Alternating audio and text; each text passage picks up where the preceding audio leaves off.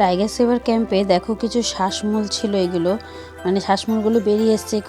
ছোট্ট একটা কটেজ সিনারিগুলো দেখো, চারিদিকে সবুজে সবুজ, আর এদিকে দেখো ছোট্ট একটা বাঁদর খেলা করছিল। এখানে বেশ ছোট ছোট অনেক বাঁদর দেখা যাচ্ছিল। তারপর দেখো সেই মানে ক্যাম্পটা যে ছিল সেই টাওয়ারটার মধ্যে আমরা উঠে পড়লাম। উঠে মানে সুন্দরবনের দূর থেকে দূর পর্যন্ত সবুজে সবুজ সেই অরণ্যটা দেখার চেষ্টা করছিলাম, যে যদি হয়তো ফাঁক করে কোনো কিছু হয়তো বাঘের দর্শন পাওয়া যায় কি দেখা যায় সেই কারণে। আর দ্বিতীয় পার্টটা মানে যা যা দেখেছি একটু বড়ই হয়ে যাচ্ছিলো, তাই একটা ভিডিওতে শেয়ার করা সম্ভব হচ্ছিল না, তাই আমি দুটো ভিডিওতে শেয়ার করলাম।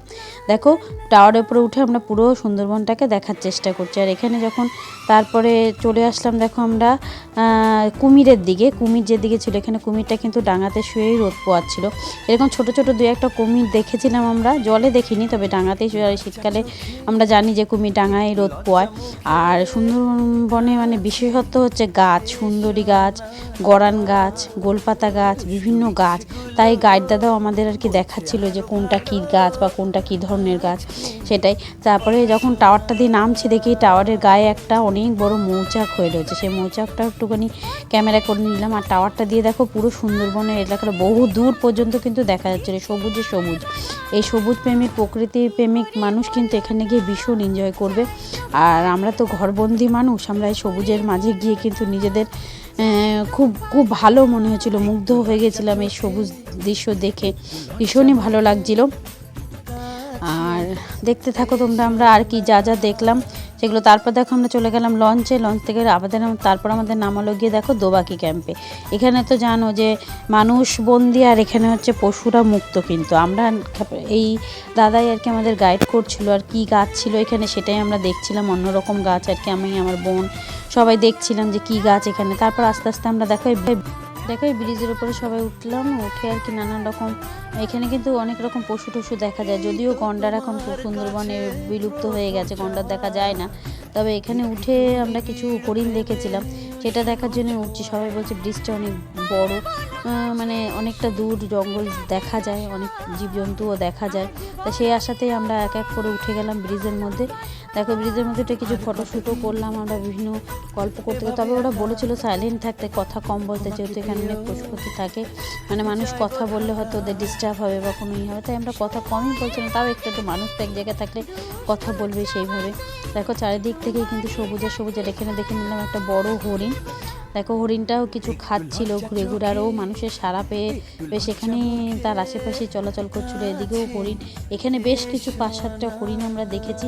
একটা হরিণ জঙ্গলের মধ্যে চলে যাচ্ছে, এইভাবেই মানে দেখতে দেখতে আমরা ব্রিজটাও পার হচ্ছিলাম আর নানান রকম প্রাকৃতিক দৃশ্য দেখছিলাম। আর এই খোলা বনে পশু পাখি দেখতে কিন্তু ভীষণ মজা বলো। এখানে কিন্তু মনে ছিল আমরাই জেলখানে, ওরা মুক্তভাবে ঘুরে বেড়াচ্ছে। দেখো এখানেও একটা হরিণ, মানে হরিণ আমরা বেশ কিছু হরিণ দেখেছিলাম, যদিও এগুলো হচ্ছে কিন্তু মেয়ে হরিণ, কেননা আমি শুনেছি ছেলে হরিণের শিং হয়। শিংওয়ালা হরিণ দেখার সৌভাগ্য আমাদের হয়নি।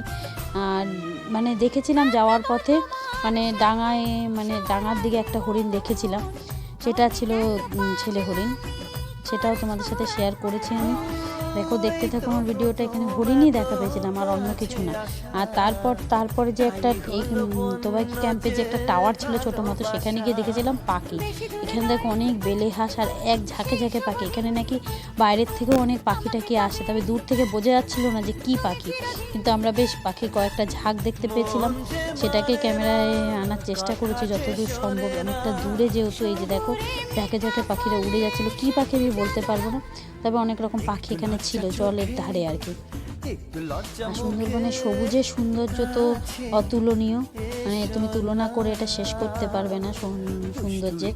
এই কারণেই সুন্দরবন আর কি। এই দেখো ডাঙায় একটা কিন্তু হরিণ ছিল, হরিণটা দেখো ওখানে ঘাস খাচ্ছিল না, পাতা কীভাবে খাচ্ছিল আর কি, সেটাই আর কি দূর থেকে মানে লঞ্চ থেকে আমরা তোলার চেষ্টা করেছি। আচ্ছা দেখতে থাকো আমার ভিডিওটা। আর এখানে আমরা খুঁজছিলাম আর কি, যেহেতু একটু ধারে কাছে যাচ্ছিলো, এখানে কিছু ধাবা লক্ষ্য করা যাচ্ছে, কিন্তু আমি কিন্তু খুব একটা লক্ষ্য করা যায় কিনা সেটা দেখার জন্যে।